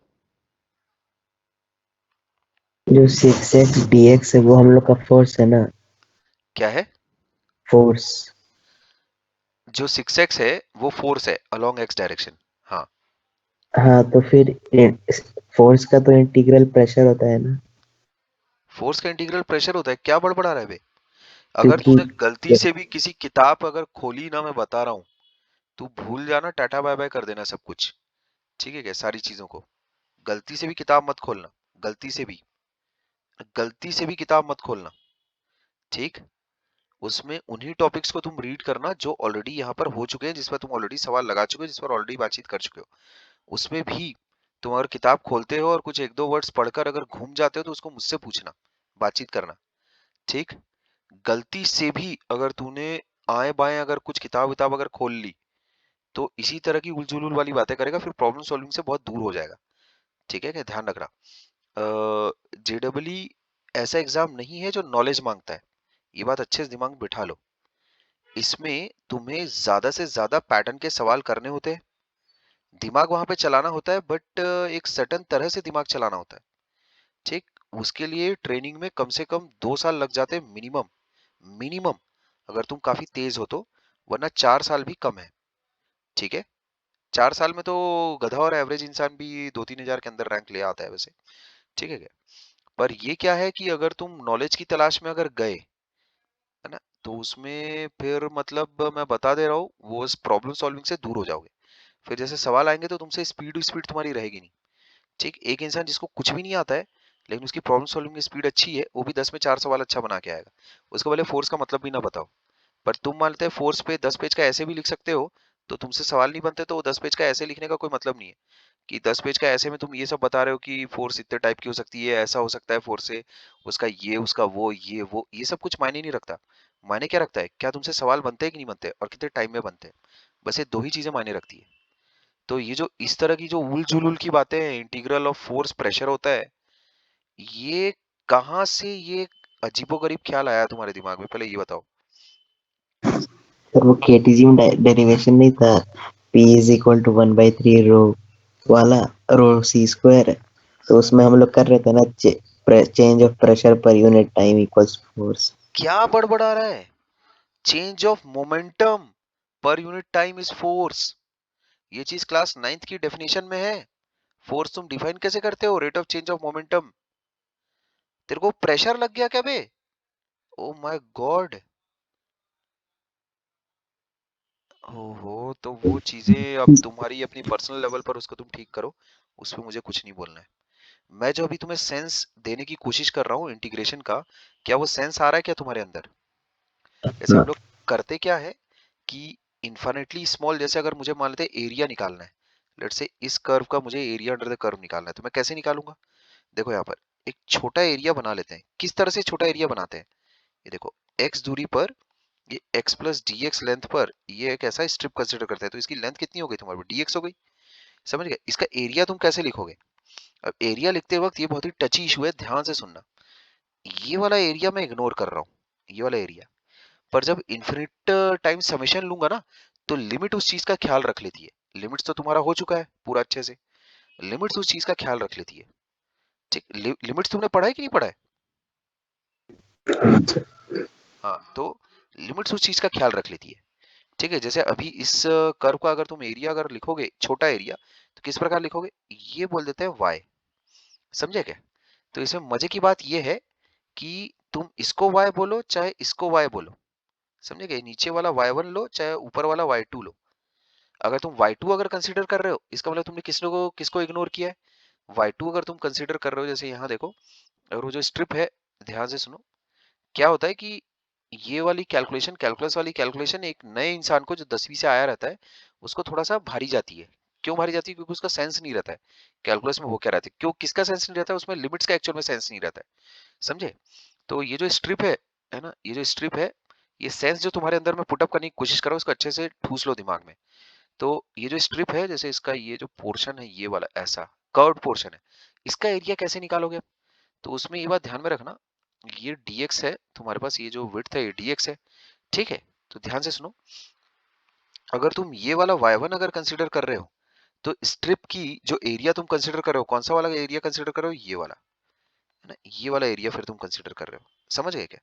तो ऐसा लिखा जा सकता है एरिया ऑफ स्ट्रिप ऐसा, और इसका इनफाइनाइट समेशन कर दो। कहां से कहां तक करोगे? ये जो x है, इसको देखो तुम मेजर कहां से कर रहे हो, x इक्वल टू 0, या फिर जो भी है ये x इक्वल टू a से मान लेते हैं, ये x इक्वल टू b है, ऐसा कुछ है, ऐसा। तो x इक्वल टू a से b तक फिर तुम मेजर कर रहे हो उसको, a से b, ऐसा, समझ गए क्या? तो इसका मतलब तुमने किसको इग्नोर किया? इस छोटू को इग्नोर किया है, इस छोटू को इग्नोर किया तुमने, इसको इग्नोर किया।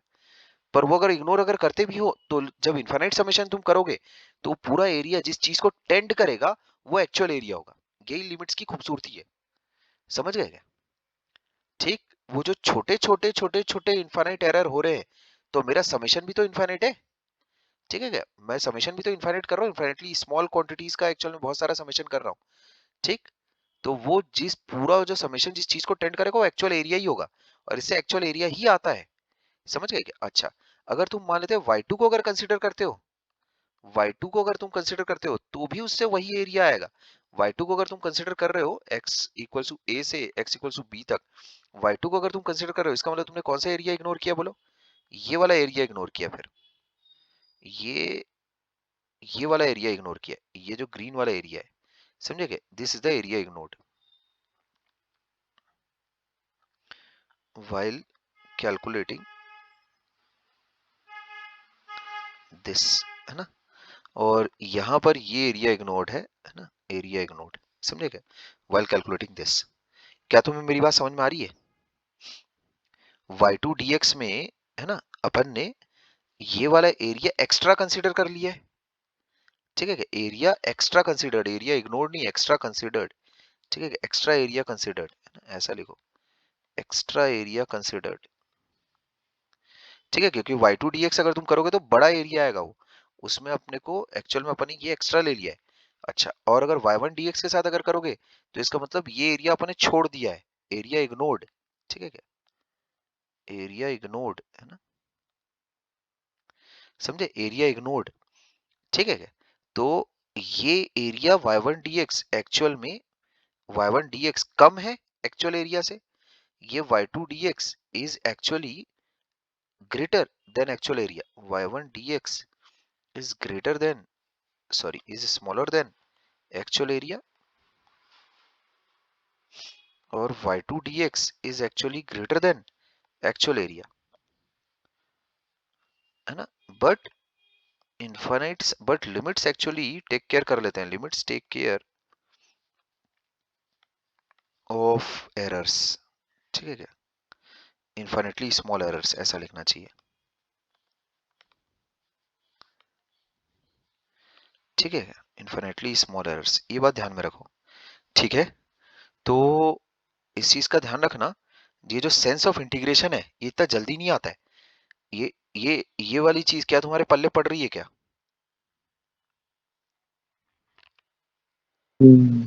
इसमें फर्स्ट स्टेप क्या रहती है? जिस चीज को निकालना है उसका, उस चीज को इन्फिनिटली सेंस ऑफ इंटीग्रेशन कैसे लाओगे, कैसे जो इंटीग्रेट करने वाली जो प्रोसेस है, उसमें स्टेप नंबर 1 स्टेप्स कैसे अपन उसको कर सकते हो तुम? पहला स्टेप क्या है? क्रिएट डीए, समझ गए? फिर then take limits and then evaluate, ठीक है क्या? अब उसमें लिमिट्स लेते वक्त सेंस तुम कहां से देखोगे? देखो एक्स कैसा मेजर कर रहा हूं मैं, एक्स देखो यहां से निकल रहा है और फिर यहां को जा रहा है, तो पूरा एरिया कवर करने के लिए एक्स को कहां से कहां तक वेरी कराओगे? यहां से यहां, ऐसा, समझेगा? सेंस देखो, लोअर लिमिट से अपर लिमिट, ये सेंस तुम्हारा क्लियर होना चाहिए, किस सेंस में तुम एक्चुअली मेजर कर रहे हो चीजों को, समझ गए? किस सेंस में तुम एक्चुअली चीजों को मेजर करो, सेंस क्लियर होना चाहिए। ऐसा लोअर लिमिट से अपर लिमिट, ऐसा समझ रहे हो मेरी बात? तो अभी देखो, जैसे अगर एक वेरिएबल फोर्स अगर लग रही है एक्स डायरेक्शन में, उसमें वर्क अगर कैलकुलेट करना है, तो फोर्स टाइम डिस्प्लेसमेंट तो कर नहीं सकते ना। कैसे करोगे? अलग अलग इंस्टेंट्स पर फोर्स वेरी कर रही है, तो क्या करो, छोटा वर्क डन कैलकुलेट करो। मान लेते हैं फोर्स ने, जो कि एक्स डायरेक्शन में लग रही है, ये एक छोटा वर्क डन किया, ऐसा इतना छोटा वर्क डन किया। अब इस छोटे वर्क डन का इनफाइनाइट समेशन करना पड़ेगा अपने को। अलग अलग एक्स पर बताओ मेरे को फोर्स अलग अलग लग रही है कि नहीं लग रही। यहाँ देखो सेंस में तुमको बताता हूँ हो क्या रहा है, ठीक है क्या? ये क्योंकि इनिशियल लेवल पर जब एक इंसान पहली पहली बार इंटीग्रल वगैरह देखता है, तब उसमें ये सेंस एक्चुअल में डेवलप रहता नहीं है। तो जैसे होगा क्या, अगर तुम देखो कि मान लेते हैं जो पार्टिकल है वो अभी x1 पर है, एट x1, ठीक है क्या? तो फोर्स उस पर कितनी लग रही होगी बोलो? 6x1 लग रही होगी, ऐसा। और इस 6x1 वाली फोर्स ने मान लेते हैं छोटा सा एक डिस्प्लेसमेंट कराया dx1। dx1 is infinitely small displacement in the direction of x axis, ऐसा। Infinitely small displacement from x equals to x1। x1 से बहुत छोटा डिस्प्लेसमेंट कराया, बोलो dx1। उसके बाद पार्टिकल कहां पर पहुंच गया बोलो? x2 पर आ गया पार्टिकल, x2 पर। तो x2 पर कौन सी फोर्स लग रही होगी बोलो? x2 पर कौन सी फोर्स लग रही होगी? अरे 6x2 लग रही होगी। अब यहां से छोटा सा एक और उसका डिस्प्लेसमेंट हुआ dx2, समझ गए क्या? ऐसा सो ऑन सो फोर्थ ऐसा चलता रहेगा। तो अभी बोलो नेटवर्क कितना होगा? 6x1 dx1 plus 6x2 dx2। ये सब किसी किताब में नहीं मिलेगा तुमको, ऐसा and so on so fourth, infinite terms है। यही चीज एक्चुअल में होती है ये 6x dx, x1 से x2, x1 से जो इनिशियल पोजीशन से फाइनल पोजीशन, समझे क्या? ऐसा x इनिशियल से x फाइनल, ऐसा। क्या मेरी बात अब कुछ हद तक समझ में आ रही है? ये होगा नेटवर्क। क्या मेरी बात कुछ समझ में आ रही है तुम्हें?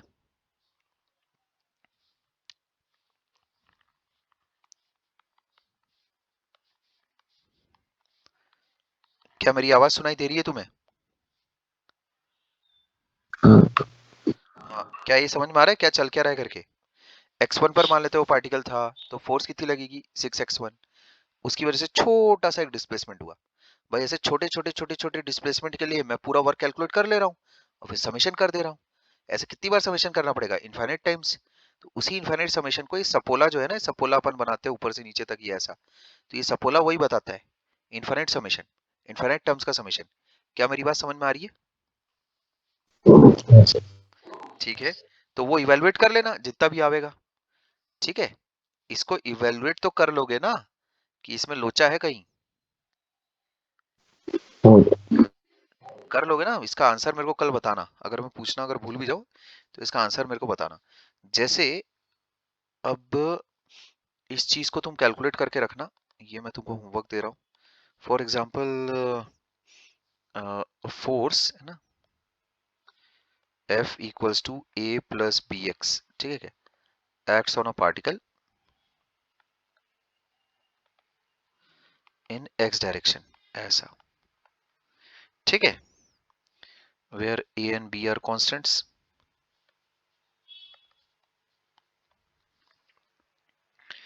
तो find work done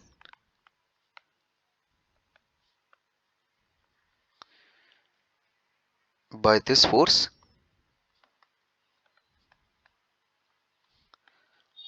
during displacement, है ना, फ्रॉम x1 टू x2, ठीक है बात? ये इवेलुएट करना है, ठीक है क्या चीज?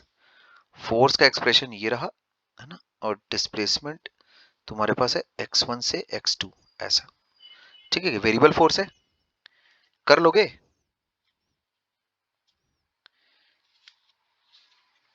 अरे हो जाएगा ना पगलो। हाँ, जैसे तुम्हें ये इवेलुएट करना, एक और होमवर्क लो।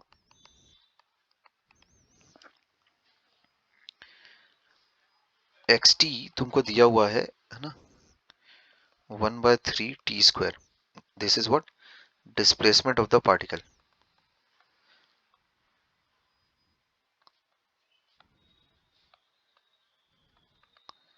ठीक है, देख ही पा रहे हो टाइम के साथ वो चीज वेरी कर रही है। जब मास ऑफ द पार्टिकल तुम्हें दिया हुआ है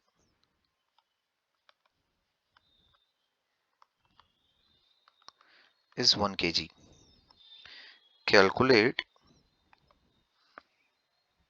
work done by external agent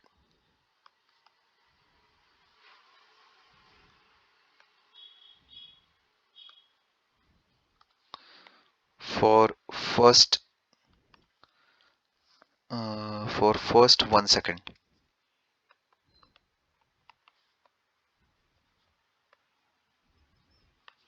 ठीक बात, पहले 1 सेकंड के लिए तुम्हें वर्क डन निकालनी है। ठीक है, अच्छा तो इसको टी स्क्वायर में मजा नहीं आएगी, इसमें टी क्यूब कर लो, 1/3 है ना, 1/3। ठीक है, तो इसमें थोड़ी सी मैं हिंट तुम्हें दे देता हूं। वेलोसिटी तुम कैसे निकाल सकते हो? वो हो जाएगा dx/dt। एक्सेलरेशन कैसे निकाल सकते हो? वो हो जाएगा डबल डिफरेंशिएट करो, है ना, d2x/dt स्क्वायर। तो वर्क डन जब हम लोग लिखते हैं तो वो कैसे लिखोगे? देखो ऐसा लिखेंगे अपन, एफ डी एक्स। तुम ये सोच रहे होगे ना कि भाई सर अपन ने तो टी के टर्म्स में ये अलग कैसे वेरी कर रहा है करके। ठीक है, this is a nice problem. ठीक है क्या, अगर वर्क डन हमें कैलकुलेट करना है एक्सटर्नल एजेंट का, जिसकी वजह से पार्टिकल की डिस्प्लेसमेंट इस तरह से वेरी कर रही है, तो उसमें एफ डी एक्स तुम करना। तो देखो एफ डी एक्स को क्या लिखा जा सकता है? एफ, ऐसा लिख लो इसको, D x by D T, है ना, टाइम्स डी टी, ऐसा लिखा जा सकता है। समझे? ठीक है, तो यहां ये चीज किस में कन्वर्ट हो जाएगी? F D X is nothing but, F D X is nothing but mass times acceleration, ऐसा। ठीक है, ये ऐसा हो गया। अब mass times acceleration is nothing but, mass को तो कॉमन निकालो बाहर, ए डी टी। ए तुम्हारे पास है ऑलरेडी, समझ गए क्या? ए कितना है अपने पास? ए तो है ना ऑलरेडी, ए को इवेलुएट कर लेना। दिस कैन बी इवेलुएटेड, है ना, दिस कैन बी इवेलुएटेड, नहीं, इन टर्म्स ऑफ टी, और उसकी वैल्यू इंसर्ट कर देना यहां पर। समझे क्या? ये हो जाएगा A as a function of T, वो अपने पास आ जाएगा डी टी। इसको इवेलुएट करो टी इक्वल्स टू 0 से 1 के लिए। समझ गए? जैसे इवेलुएट करोगे आ जाएगा आंसर। इसका आंसर भी कल मेरे को इवेलुएट करके बताना। किसी ऐसी स्टेप में जिसमें तुमको दिक्कत है तो बताओ मेरे को। ये चेंज इन वेरिएबल अगर तुम नहीं करोगे तो दिक्कत हो जाएगी। ठीक है क्या? दिस चेंज इन वेरिएबल, है ना, इज रिक्वायर्ड। ठीक है क्या? एमए वाले में क्या हुआ था? है, जब हम लोग dt से मल्टीप्लाई किए ऊपर नीचे, उसके बाद क्या हुआ? उसके बाद यहां देखो, तुम ऐसा बोल सकते हो, एक मिनट, यहां पर थोड़ा सा मिस्टेक हो गया है, इसको ठीक करना पड़ेगा। इसको तुम ऐसा करो,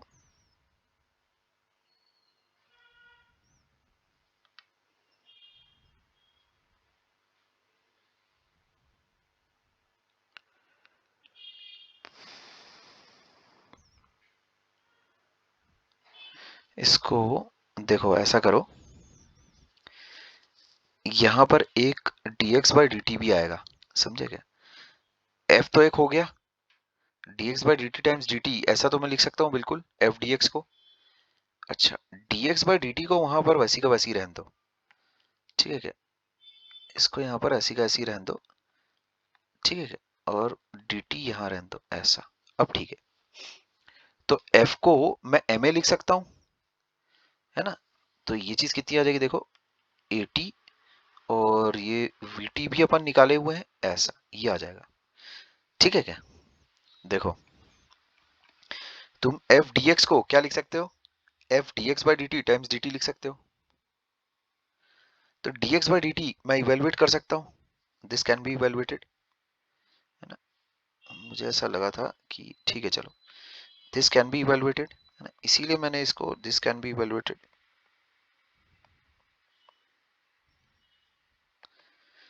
इसको इवेलुएट करके फिर इधर ठूस देना, समझे क्या, ये इधर लगा देना। ठीक, ए की जगह तुम क्या लगा दोगे, वो D two X by D T square वो लगा देना, वो भी आ जाएगा टी के टर्म्स में, वी टी भी आ जाएगा टी के टर्म्स में, फिर डी टी ऐसा, और फिर बाहर मास रखा हुआ है, उसको 0 से 1 तक इंटीग्रेट करना। इसमें कौन सी स्टेप है जो तुम्हें नहीं समझ में आई, सिंपल और सादा प्लेन अलजेब्रा है बस, और कुछ भी नहीं। कौन सा, नहीं वो उस वक्त dx by dt गायब हो गया था ना, तो हाँ उस वक्त हाँ ठीक है, अभी अभी बोलो, अभी बोलो। मतलब ठीक है। कहीं इसमें किसी को किसी पॉइंट पर अगर कोई बातचीत करनी है तो बताए।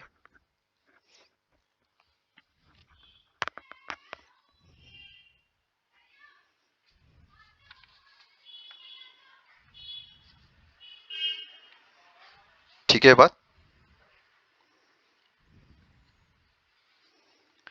अच्छा तो इसके बाद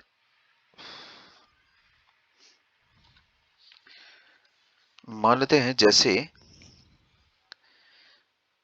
मेरे पास एक और अगला सवाल है, ठीक है क्या, ये वेरिएबल फोर्स का तड़कता फड़कता सवाल है, काफी फेमस, हैंगिंग चेन वाला प्रॉब्लम, समझे, हैंगिंग चेन प्रॉब्लम, ठीक है क्या।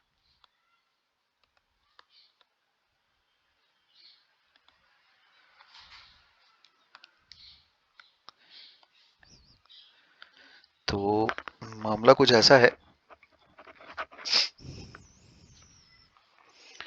मान लेते हैं तुम्हारे पास एक चेन रखी हुई है ऐसा टेबल पर, ठीक है क्या, जिसका कुछ पोर्शन उस टेबल के नीचे लटक रहा है। अब चेन कैसे बनाऊंगा मैं, मान लेते हैं ये ऐसा है, अरे यार एक मिनट,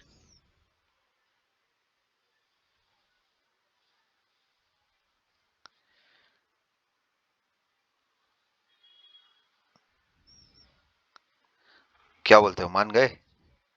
अब देखो, ऐसी चेन एक रखी है, उसमें ये जो पोर्शन है ये तुम्हें दे रखा है कि 1/nth पार्ट है ना, एक फ्रैक्शन ऑफ चेन है ना, कितना फ्रैक्शन, 1/nth पार्ट एक्चुअल में जो चेन का है वो नीचे की तरफ लटक रहा है, समझ गए, 1/nth of length of chain, है ना, ये mass of the chain is capital M और length of the chain is capital L, ऐसा, ठीक है क्या। तो उसमें अपने को कैलकुलेट ये करना है, calculate the work done in pulling the chain slowly, ठीक, calculate the work done in pulling the chain slowly,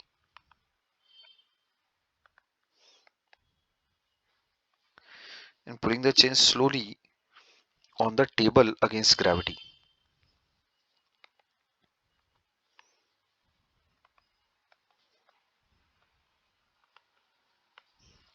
ठीक है बात, ऐसा, इसको कैसे इवेलुएट करोगे,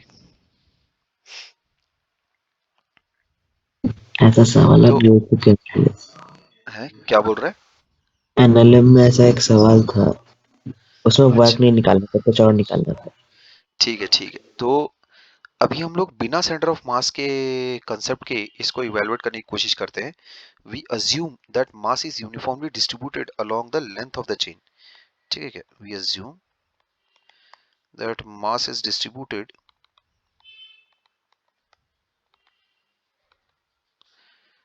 uniformly along the length of the chain, ठीक है, ऐसा, ये हम लोग अज्यूम करके चल रहे हैं, ठीक है क्या, अच्छा तो इसका मतलब ये है कि मैं एक छोटे पोर्शन चेन का, एक छोटे पोर्शन का जो मास है डीएम, उसको लिख सकता हूं, समझे क्या, वरना नहीं लिख पाता, ठीक है। तो यहाँ देखो कि किस तरह से लिख सकता हूँ उसको मैं। Work done bye against against gravity, actual मुझे वर्क निकालना है, ठीक है। अच्छा, तो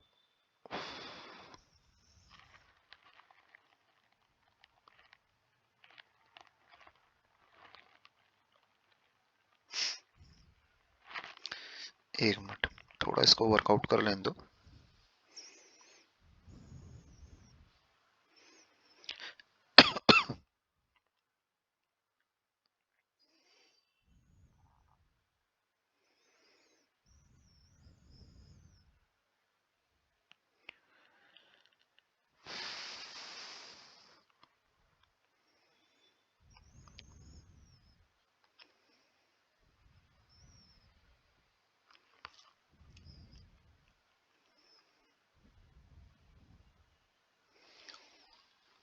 तुम इसको ऐसा अज्यूम करके चलो,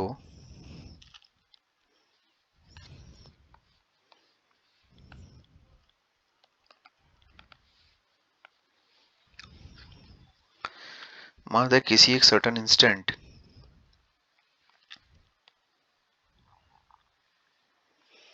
जो चेन की लेंथ है नीचे की तरफ, दैट इज वाई, है ना, ये मान लेते हैं वाई है। अच्छा,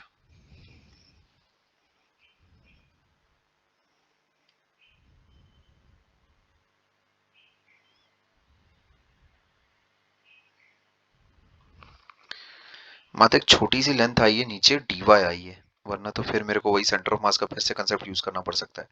छोटी सी लेंथ है जो नीचे डी वाई आई है, सर की है, ठीक। अच्छा, तो ये जो छोटी सी जो लेंथ आई है इसको मैं एक पॉइंट मास मान सकता हूँ, समझे क्या। इसका जो मास होगा उसको मैं क्या बोल सकता हूँ, मास per unit length times length, ऐसा बोला जा सकता है, ठीक। ओके,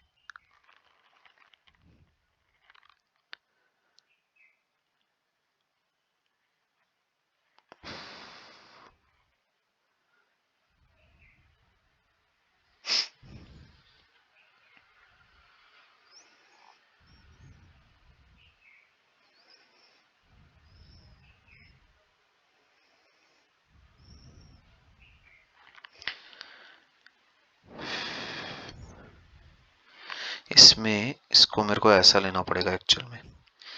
मान लेते हैं जैसे ये वाई लेंथ पर है ना, ये वाई लेंथ पर मेरे पास एक छोटा मास है डीएम का, समझेगा। ये छोटा लेंथ है मेरे पास डी वाई, ठीक। और ये जो छोटा लेंथ है इसका मास है तुम्हारे पास डीएम, ऐसा मुझे कंसिडर करना है, ठीक।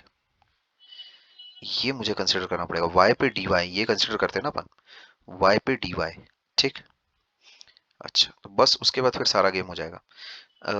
अभी एक्चुअल में अगर ये जो छोटा मास डीएम है ना, इसका अगर मैं मास अगर देखता हूं तो वो इतना होगा, ठीक। अच्छा,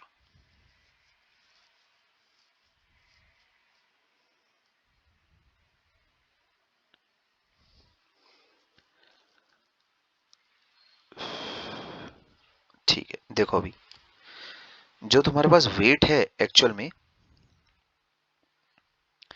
नहीं लेकिन फिर वो वही बात आ जाती है यार, अभी ये एक्सटेंडेड बॉडी आ गई है कि नहीं। अब एक्सटेंडेड बॉडी है, अब एक्सटेंडेड बॉडी में फिर से वही वाला गेम अपन खेल रहे हैं, फिर से अगेन, है ना।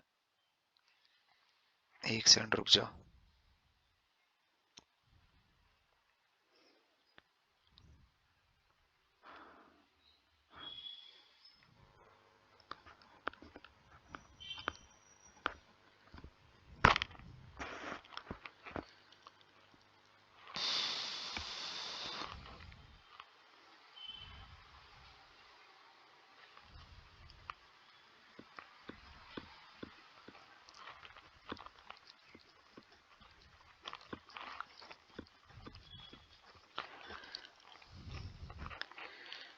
वाई दूरी पर अगर मैंने डी वाई का एक एलिमेंट उठाया, ठीक है, डीएम है मेरे पास।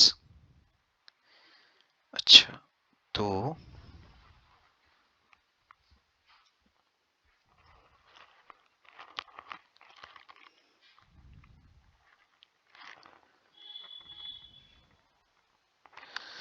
ये जो पोर्शन है मेरे पास, जो जिसकी लेंथ मैं एक्चुअल में वाई मान रहा हूं, ठीक, इसका अगर मैं वेट अगर कंसिडर करूं, अभी तक देखो जितनी भी एक्चुअल में हमारे पास, देखो यहां पर एक्चुअल में सेंटर ऑफ मास वाला कॉन्सेप्ट क्यों चल जाएगा, देखो मैं बताता हूं, देखो कैसे। जैसे अगर मेरे पास अगर मान लेते हैं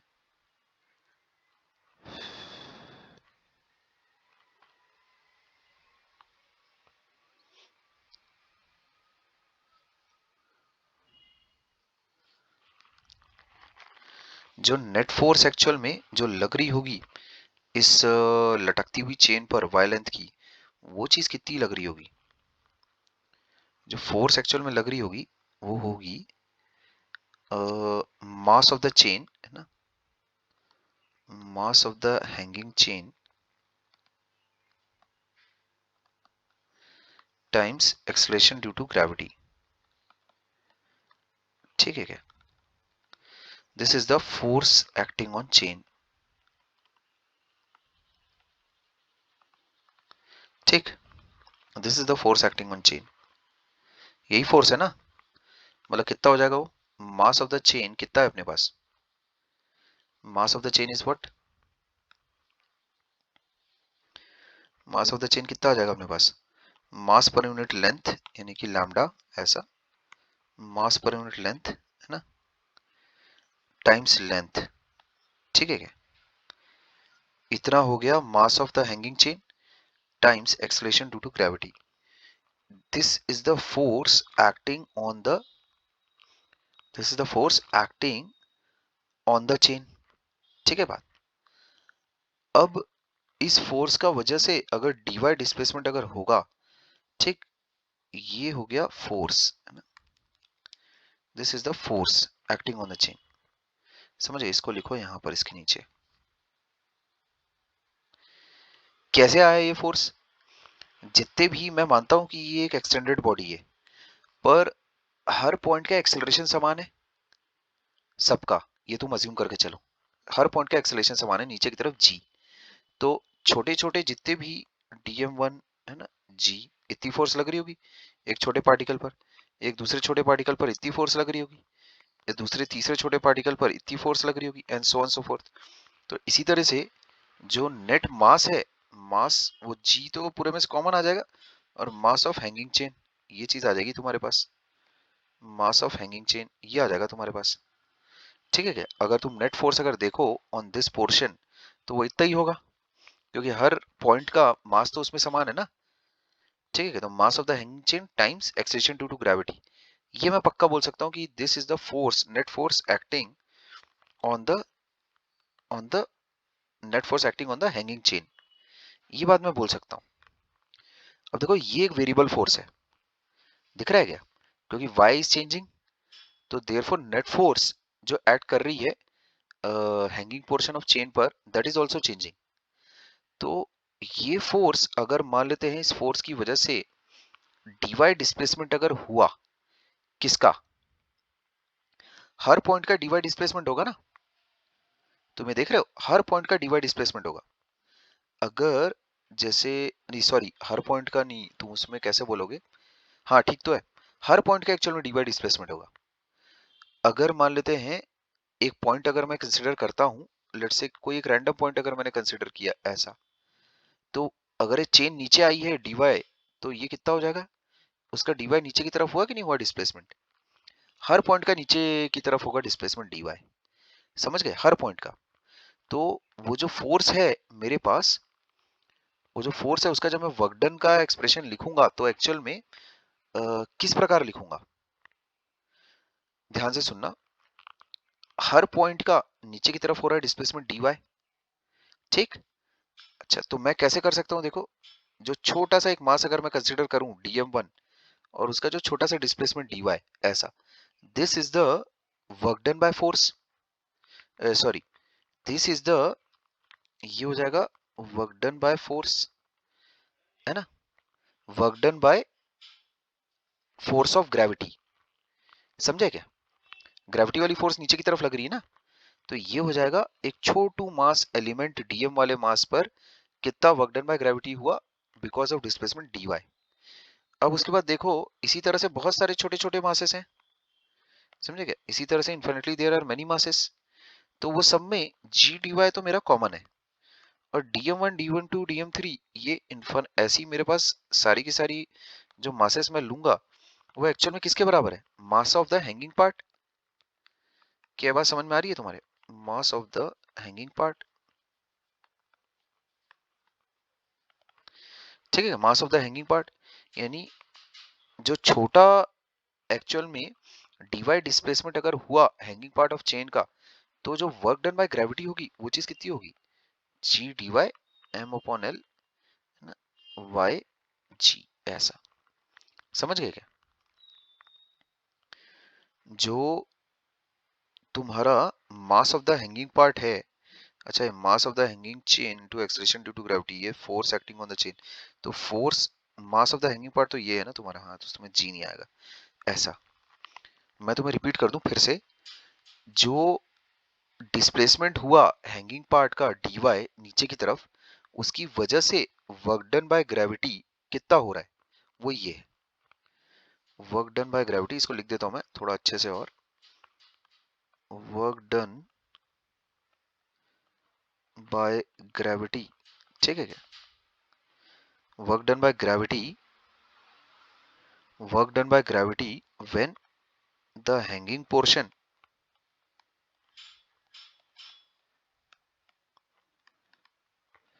moves सर dy। मुझे आपका कुछ साउंड नहीं आ रहा। साउंड नहीं आ रहा है? क्या बाकियों को आवाज आ रही है क्या? हाँ सर। हाँ सर। अच्छा, एक मिनट सोनिया।